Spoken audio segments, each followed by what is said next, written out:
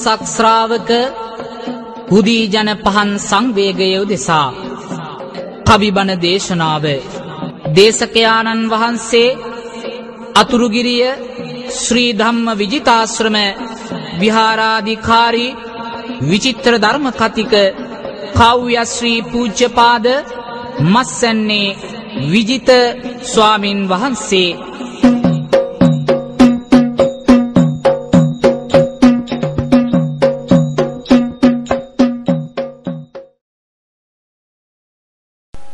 සිතුවිලි දහනෙන් අවදි කරන්න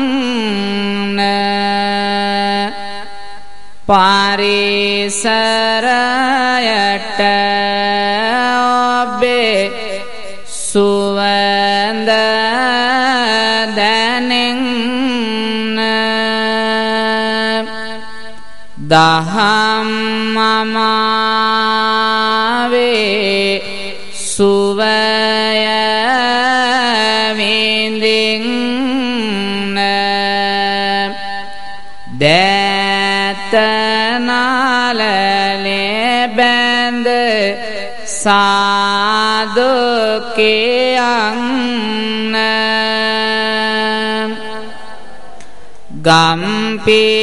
ගම්පියසේ මොද සෙනෙහස දේවා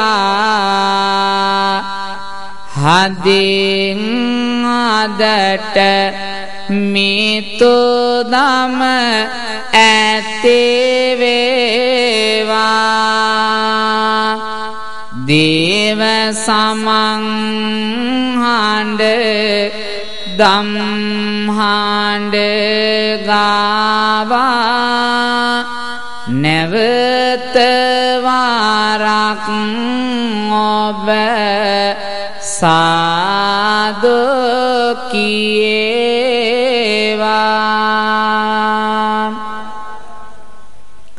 සම්බුදු සිසිලායේ දහම් සීලාරායේ අරගෙන ආවෙමි ඔබව සොයා මට හරි ආසයි අහන්න ඔබේ හඬ කියන්න හයියෙන් සාදු කියා ඒ හඬ මිහිරේ හරිම ලස්සනයි එහෙනම් දැතම නලලේතියා පන්සිල් ගන්නට කියන්න පින්වත නමෝ තස්ස භගවතෝ කියා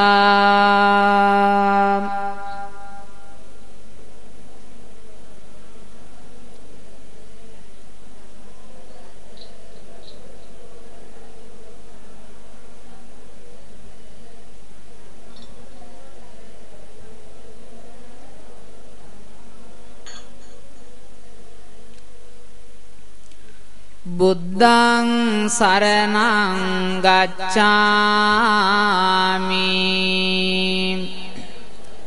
ධම්මං සරණං ගච්ඡාමි සංඝං සරණං ගච්ඡාමි ဒုတိယံ පි බුද්ධං සරණං ගච්ඡාමි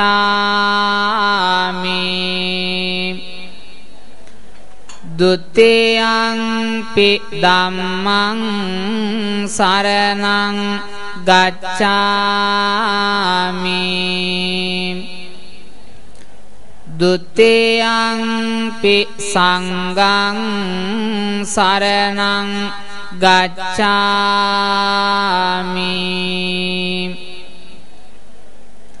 တတိယံ පි බුද්ධං සරණං ගච්ඡාමි ตติยังปิธัมมังสารนังกัจฉามิตติยังปิสังฆังสารนังกัจฉามิภานาติปาตาเวรมณีสิกขาปัดังสมาธิยามิอดิงนาดานาเวรมณีสิกขาปัดังสมาธิยามิคาเมสุมิจฉาจาระเวรมณีสิกขาปัดังสมาธิยามิมุสาวาทาเวรมณีสิกขาปัดังสมาธิยามิสุราเมรยมัจจปมาดัตตานาเวรมณีสิกขาปัดังสมาธิยามิ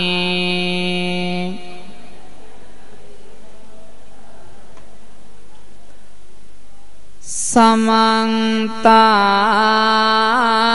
จักกวาเลสุ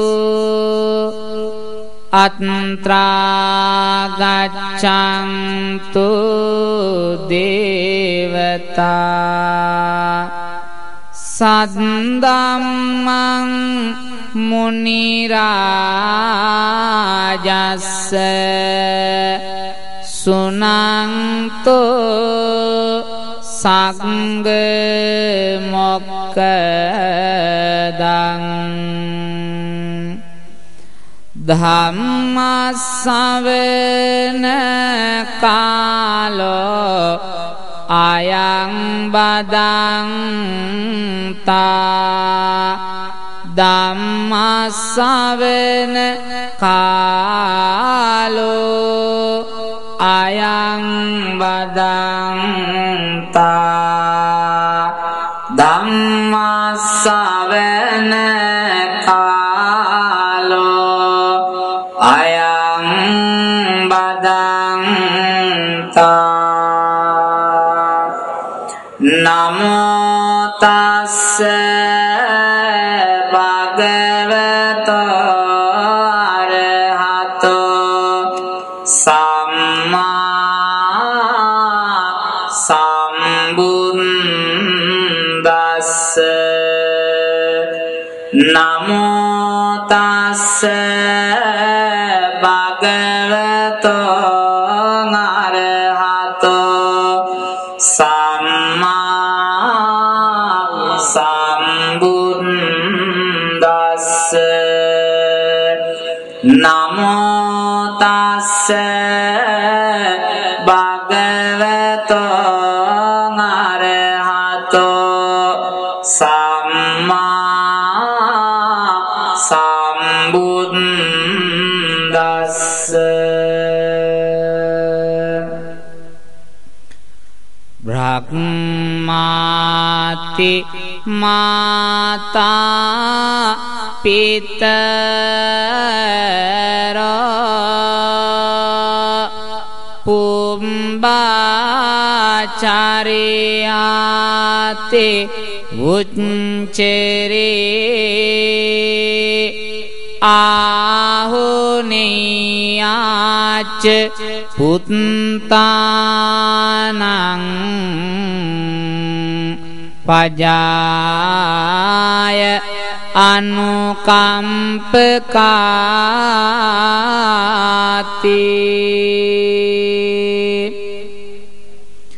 නිවසට පෑයෝ සඳ ආදර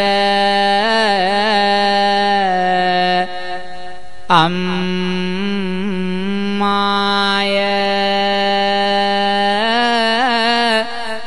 මව්ගුණ වනන්නට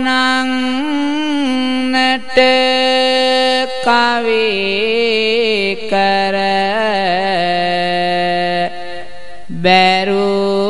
බැරුවාය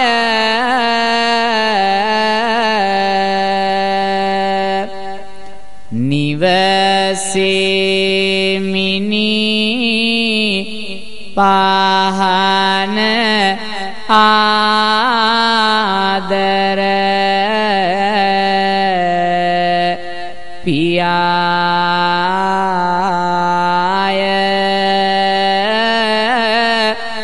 බණ අරඹන්නේ මගේ මව්පියෝ වැඳලාය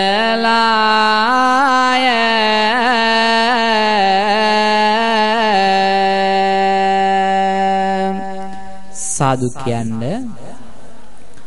සදැහැති කරුණාබර පින්වත්නි අද අපේ පන්සලේ කටින පින්කම ඒ වෙනුවෙන් ඔබට සිදු කරනු ලබන කවිබණ දේශනාව තමයි මෙලෙසට ආරම්භ කරන්නේ 2013 වර්ෂයේ කටින පින්කම මෙලෙසට සිදු කෙරමින් පවතින වෙලාවේ දහස් සංඛ්‍යාත බෞද්ධ ජනතාව අද දවස පුරාම මේ පන්සල පුරා සුදු වතින් සැරසිලා පුණ්‍ය භූමිය වැඳ පුදා ගත්තා. මේ හිරු බැසගෙන යන සැඳෑ අන්ධකාරය මේ කළුවර ආකාශයේ මෝදු වෙද්දී පින්වත් ඔබගේ හදවත් වලට අම්මා කියන උතුම් උත්තමාවියගේ ගුණ ගැන සිහි කරලා පිටරට ගිය අම්මා කෙනෙක්ගේ කතාවක් පිළිබඳව කවියෙන් ඔබට පහදන්නටයි මේ කාලීන දේශනාව තුලින් බලාපොරොත්තු වෙන්නේ. අද බණහන ඔබටත් වෙබ් අඩවිය ඔස්සේ ලෝක සත්වයාටම ලෝපුරා සිටින අපේ පින්වත් බෞද්ධ ජනතාවට විශේෂයෙන් මැද පෙරදිග සේවය කරන අපේ ආදරණීය අම්මලට සහෝදරියන්ට මේ උතුම් බණ කතාව මේ දේශනාව ඔබේ ඔය හදවත් වලට කතා කරන කවි බණක් වේවි. එනිසා මේ ඇහෙන හඬ අද ඔබගේ මුළු ජීවිතයටම සැනසෙල්ලක් උදා කරાવી. මේ හැමෝම අද පුන පුනා බලා සිටි ඒ උතුම් මොහොතේ ඔබේ දෙසවන් වලට මී බිඳු අමාදහම් ලෙස ඔබේ දිවි මඟ සරු කෙරේවා යන උතුම් ප්‍රාර්ථනාව ඇති කරගෙන අපි හැමෝම මේ උතුම් කවි බණ දේශනාව ශ්‍රවණය කරමු. තෙවරක් සාදුනාද හඬ පතුරවලා අහන්න සහයෝරියනි මව්වරුනේ ඔබටයි කවි බණ ගෙන එන්නේ යොමං දේශවන පිට රටකට ගිය විඳිනා දුක ගැන පවසන්නේ හෙළබිම ජනිත වූ සිංහල අංගනොන් නැති බැරි කමටයි රට යන්නේ එහෙමත් ණයටයි කල හොඳ වන්නේ තවත් ණයට කරදර වන්නේ ගෙදර දොරේ අගහිඟ කම් දැක්කම අම්මෙක් හට බෑ ඉවසන්න තමන්ගේ දරුවොත් හොඳට හදන්නට හිතෙනවා පිට රටකට යන්න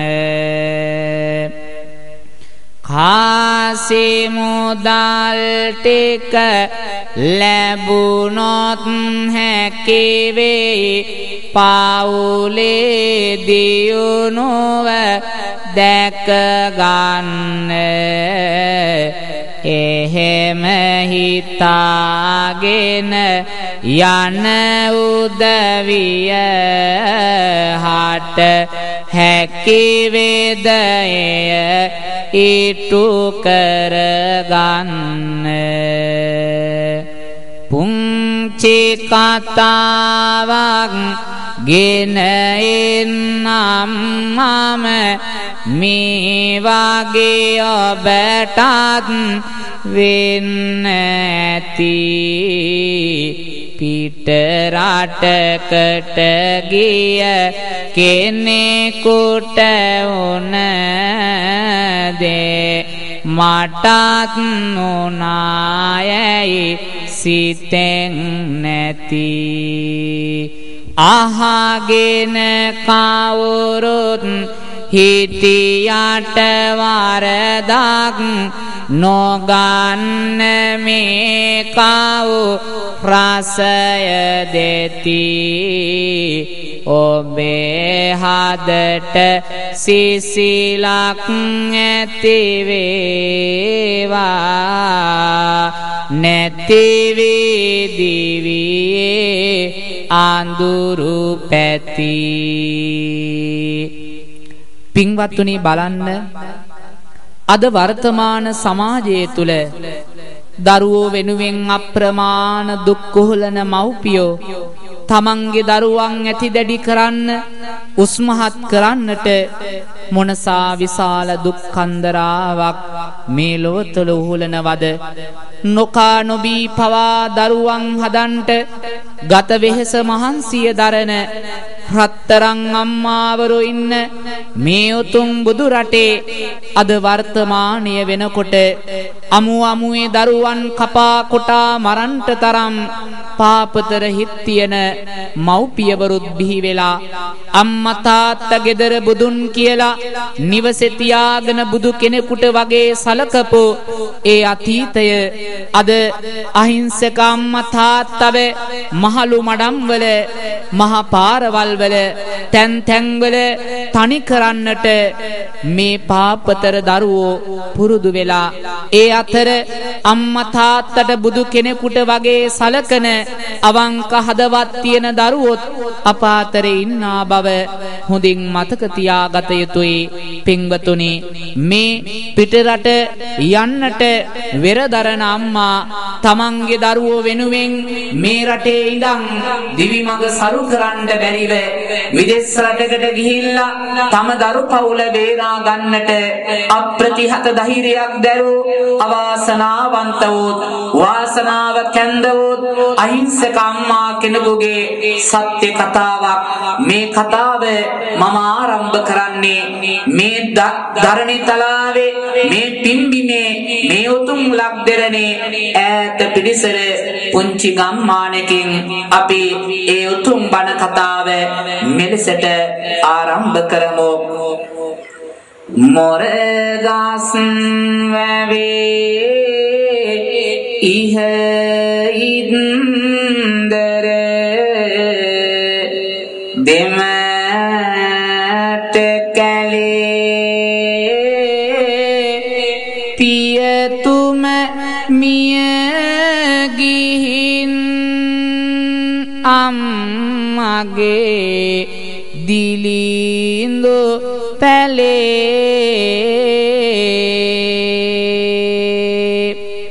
තනිකම කාංසිය දුරු කර සියලු වෙලේ දුවනිය තමා ඒ පැල්පත එළිය කළේ. පින්වතුනි, මේ උතුම් ශ්‍රී ලංකාවේ බොහෝම පිටිසර මොරගස්වැව කියන ගම්මානේ බොහෝම දිලිඳු පවුලක් තිබුණා. වැවක් පාමුල පිහිටි මේ දුප්පත් නිවස කටුමැටි බිත්ති 4කින් වට වුණා. වහලයට පිදුරු ටිකක් දාලා ගොම මැටි ගාපු පොළවක් තියෙන කුප්පි ලාම්පුව පත්තු කරගෙන ජීවිකාව ගත කරන අහිංසක පවුලක් ඉන්නවා. පින්වතුනි, කාලයාගේ අවාසනාවට මේ ගෙදර ආදරණීය පියතුමා ස්වාමි පුරුෂයා මිය පරලව ගිහිල්ලා අම්මට ඉන්න එකම වස්තුව තමන්ගේ රත්තරන් දුව විතරයි. මේ අම්මට ඉඳපු එකම අස්වැසිල්ල තමන්ගේ සෙනෙහබර දරුවා ඒ ආදරණීය දියණිය විතරයි. පින්වතුනි, ජීවිතේ ගත කරන්නට මේ අම්මයි පුංචි දුවයි මලු පැදුරු වියනවා. ඒව වෙළඳ පොළට ගෙනහිල්ලා විකුණලා ලැබෙන මුදලින් හාල් හුණ්ඩුවක් අරගෙන බත් මුට්ටියට දාලා සම්බෝලත් එක්ක ආහාරය ගන්නවා. මෙලෙස මහා දුක් කන්දරාවක් විඳගෙන ජීවිකාව ගත කරන මේ අහිංසක පවුල පින්වතුනි බොහෝ සතුටින් කාලය ගත කළා. මේ ආදරණීය අම්මට ඉඳී එකම වස්තුව මේ රත්තරන් දුව දවසින් දවස තරුණ වියට පත් වෙනවා. අහිංසක දරුවා තරුණ වියට පත් වෙනකොට අම්මට හරි ප්‍රශ්නයක් තිබුණා. පින්වතුනි, අය දෙවඟනකටත් වඩා රූපයෙන් ලස්සනයි. දවසක් මේ තරුණ ආදරණීය දියණියට අම්මා කතා කරලා කියනවා, දුවේ මේ කියන කාරණාව හොඳින් අහගන්න. එක දර කෝටුවක් නැත අද දර ගොන්නේ ඇයි ඔබ නැත්ද අද දර කැඩුමට යන්නේ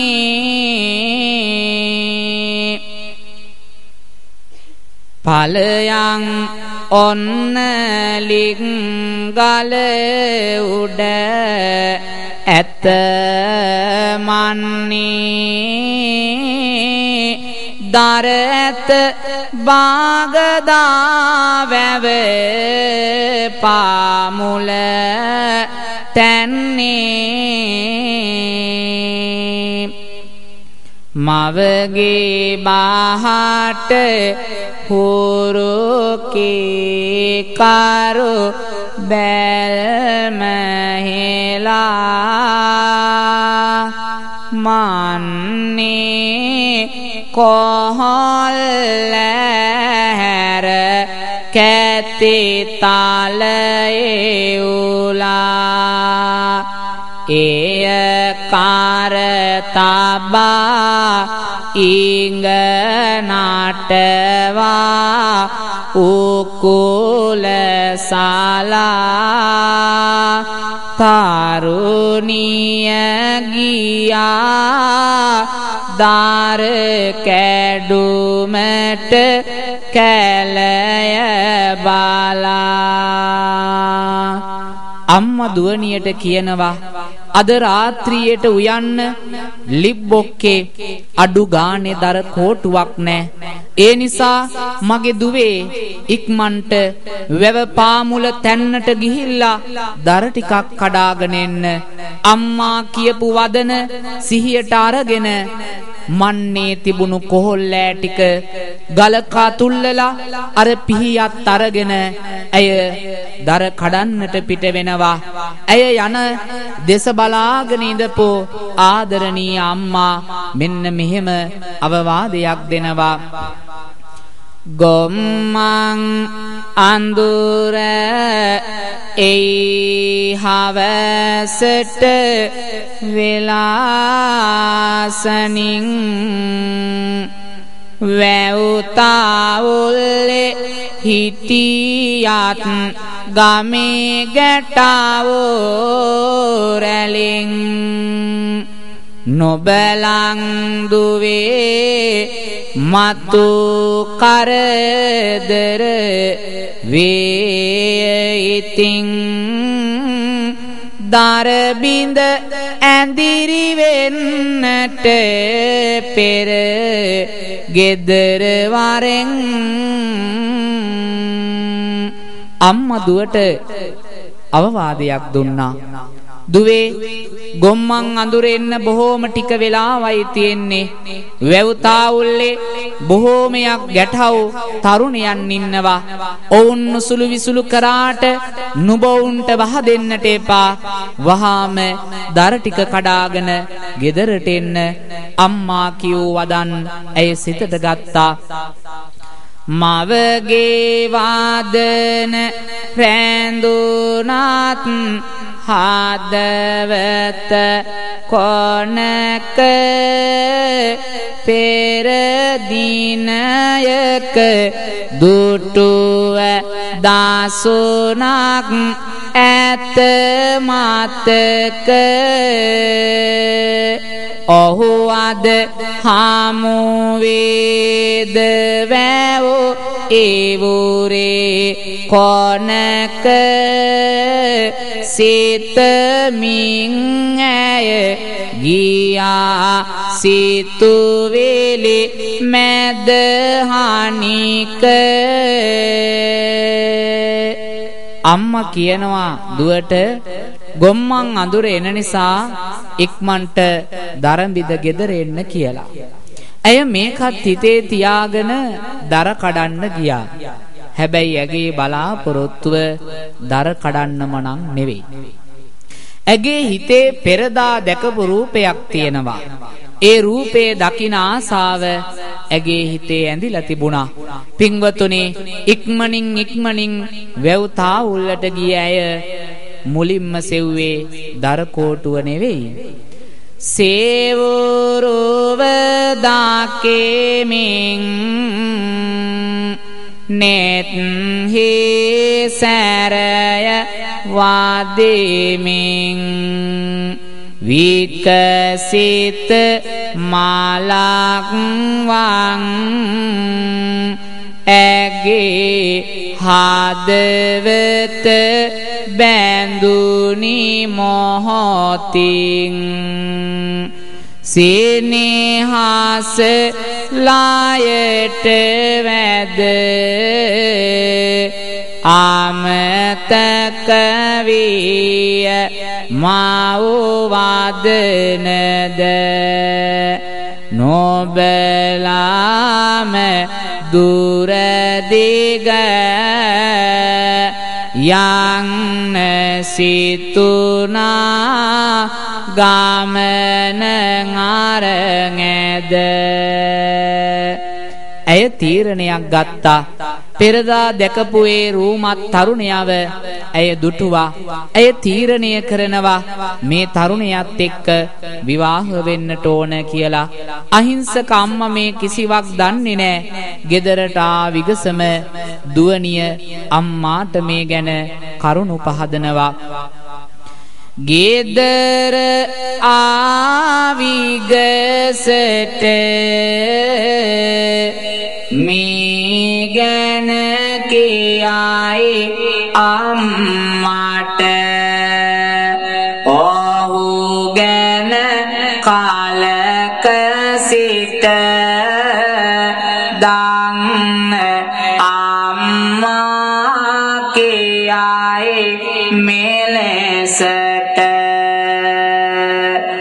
දුවේ මේ ආපන් අදහස ඉවත දාපන් නොගැලපෙන ඔහුගෙන් නොබට සැපයක් නොවේ කිසියම්. අම්මා මේ තරුණය ගැන දැනගෙන ඉඳියා. ඇය කියනකොටම කියනවා දුවේ ඔය අදහස හරියන්නේ නැහැ. වහාම කහක දාන්ට ඒ තරුණය නුඹට ගැලවෙන්නේ නැහැ. පින්වතුනි ඇගේ රූපය දෙවගණකටත් වඩා රූමත් පංච කල්යාණියෙන්ම පිරුණු ඇගේ රුව තේජස මුළු ගම්මානයම වශී කරා.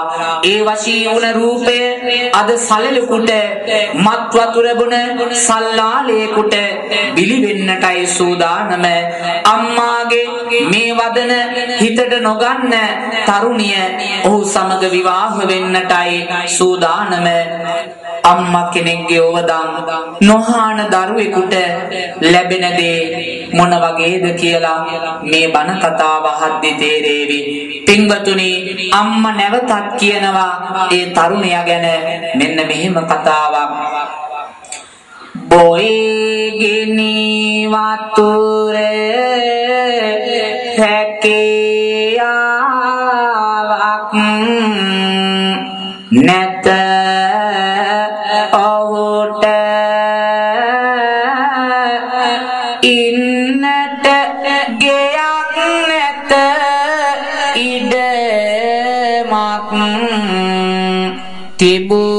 තිබුණාට කොහොමද ගෙවන්නේ දිවේ නුඹ ගිය දාට ඔය අදහස ඉවත දාපන් කිව්වාට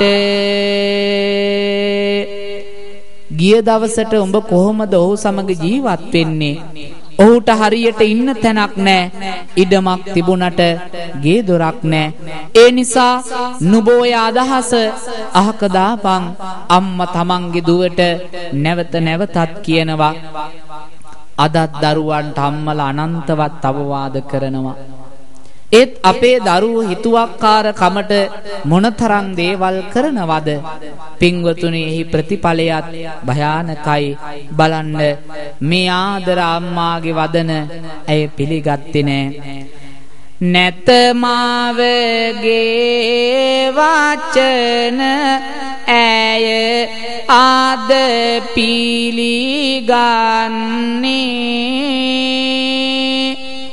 ඕහා සාරණ යන්නයි මේ සැරසෙන්නේ පැල්පත උනත් මට සැපයකි පවසන්නේ යුග දිවියකට ඔහු සමගින් එළඹෙන්නේ. පින්වතුනි අම්මගේ කීම අමතක කරලා මේ තරුණිය අර තමන්ගේ හිතට වැදුණු ආදරණීය තරුණිය සමග විවාහ ජීවිතයට එළඹුණා. අදත් තරුණ තරුණියෝ ලුණුයි බතුයි කමුයි කියලා හරි කටුමැටි පැලක් හදාගෙන හරි යමු කියලා විවාහ වෙනවා. පස්සේ තමයි මේ විවාහ වුණ එකේ අවසාන ප්‍රතිඵලය දරුවන්ට වැටහෙන්නේ. පින්වතුනි, සමහර අය රූපයට වසඟ වෙලා විවාහ දිවියටපත් වෙනවා. බුදුරජාණන් වහන්සේ දේශනා කළ ධර්මයට අනුව අපි තේරුම් ගත යුතු දේ, ඇහැට පෙනෙන රූපය, ගොදුරු වෙන රූපය, උපාදානය කරන රූපය පැවැත්ම ටික කලයි. එය අස්තිරයි. එය නැති වෙනවා. ලෝකෙට පේන්න හැඩ කරන උපකරණ රූපය දවසක ජරාවට ව්‍යාධියටපත් වෙනවා. ඒ බව නොදන්න අපි සංසාරේ මොනතරම් පව් පුරනවද? මේ තරුණියයි කටුමැටි පැල්පතක් හදා පදිංචියට යනවා. කටුමැටි ගෑසෝ පැල්පත මිහිරෙන් නාවා, සිරිකත විලස ඔහුගේ දිවියට ආවා. සිනහස ආදරය හද පතුලේ ගාවා, මේ නව යුවල සතුටින් ජීවත් වූවා.